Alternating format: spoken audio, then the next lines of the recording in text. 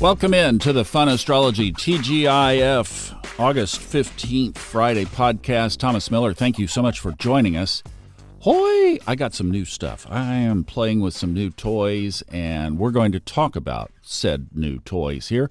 Revisiting an old friend, actually. You know I'm fascinated by the Great Pyramid, right? So I've been really studying on that this week. Various aspects and angles and approaches and looking at standard and then how is it fitting into today, and just continually keeping an eye on this thing because it is, for the next 7 years, going to shape our lives. We have, for the most part, covered just about everything, I think, this week well. There's one exact aspect tonight at 9:20 this evening Eastern, and that is Venus in Cancer is in a trine, a water trine, to the north node in watery Pisces, and then in a sextile to the south node in earthy Virgo. Tuck that away because that's going to come up in this revisiting my old friend stuff that we'll talk about here in a second. The nodes and Chiron, the whole karmic package, our karmic soul direction, is very much part of the Great Pyramid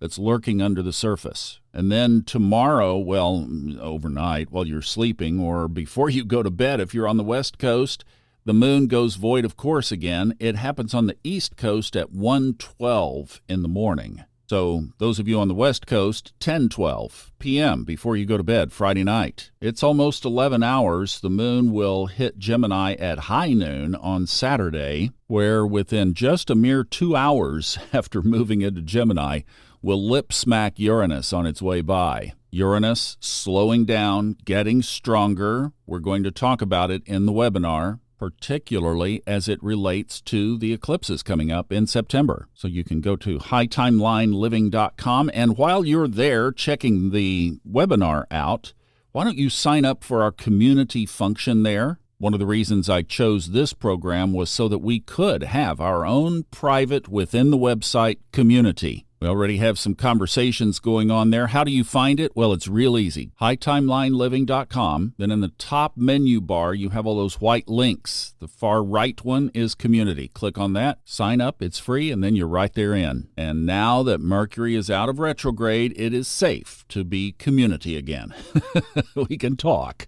Well, most of us, those of us with Gemini Sun or Rising, we are still getting hit, aren't we? Well, the 25th will be here soon enough. We've got a little more than a week, and we'll get there. That's the full spectrum of Mercury's path in its retrograde, so that is the day that Mercury will be rendered impotent to throw our electronics into chaos. So like I said, I wanted to do some extra digging into the Great Pyramid, and particularly I've been focusing on Saturn and Pluto, and I went to one of the greatest resources of aspect astrology that's been written in modern times, and that is Reinhold Ebertein's Stellar Influences book, and it bases things off of Saturn and Neptune as, say, a midpoint of other planets, but basically the Saturn-Neptune conjunction is, in his writing, is quite dark. Not a lot of positives in it, and in fact, he specifically mentions on the zero Aries point, hysteria. So always, I think with these conversations, you preface it by saying, so how have you been doing anyway through all of this? How is it working out for you? Because obviously we all are in individual, unique situations here, threaded by this common thing that has this great paradox built into it. We've talked about the aspects being sextiles and trines, though that are the positive, and then the kite with Mars that is positive. But I wanted to do some extra digging. So I went to something that I had studied years ago, and just kind of during the Old Soul, New Soul podcast time, I set it aside because that was pretty singularly focused. I think even we mentioned it on here in past episodes years ago. Uranian astrology. I'm not going to go into details on it. That is what Google and ChatGPT, by the way, yes, I am going to do the ChatGPT AI webinar about integrating it with astrology. That will be in September, so watch for that. But I blew the dust off of the Uranian style, and just to make sure I was going down the right path, I compared my own chart to some recent events, and I went back to those days, and oh my, yeah, it aligns magically. This is a very modern version of astrology. Alfred Witte was a German astrologer who lived from the late 1800s into the 1940s. He wasn't very old when he passed, but this guy had a telescope in his subconscious mind. I mean, he knew that there should be something out there in Pluto's space before Pluto was discovered in 1930. And that's part of what Uranian astrology is based on. The other thing it thrives on are midpoints, which we don't talk about enough on here, but doing my little deeper digging, we're going to go into some midpoint stuff. And this is all in addition to everything that we've talked about with the pyramid.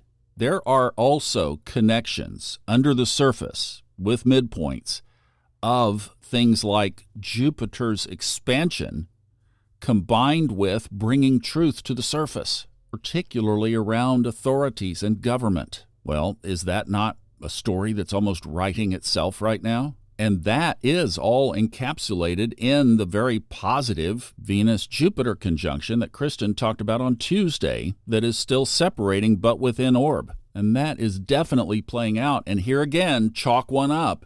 It's a positive. And yeah, if you're on the end of having that truth exposed, then Reinhold Ebertin is right. Hysteria. Or after it gets exposed, hysteria. And see, there's the paradox in this whole thing, that we have to look at both sides. Short-term pain for long-term gain.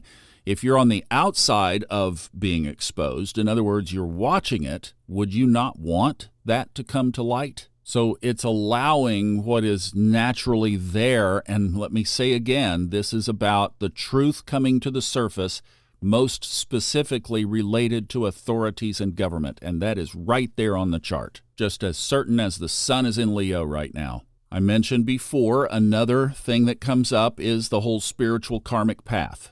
Chiron and the nodes of the moon are also highlighted. So this is emphasizing not only our past wounds, Chiron, but also the very path that our own personal spiritual compass is set to right now. Well, that's a good thing because let's go back to Saturn and Neptune, not hysteria this time, a total revision of our entire spiritual composition, basically. So now it's just a matter of how do you want to label what's already been predicted. Dolores Cannon, the 3D, 6D, 5D thing in the Bible, the millennium, prophecies of higher consciousness coming, all of that. You know what Einstein said, you're not going to solve the problem with the same people that created the problem. Well, the same thing here. We're not going to go to higher consciousness being the lower consciousness that we've been. There's the paradox, and there's the upgrade. There's one other little subtlety that I found in there that I thought was interesting, and this is more of a move towards self-independence, if you will. And the midheaven was involved, so that's with career. And I know there's a lot of conversation on that in the world today. And what I would say with that, from what this looks like, is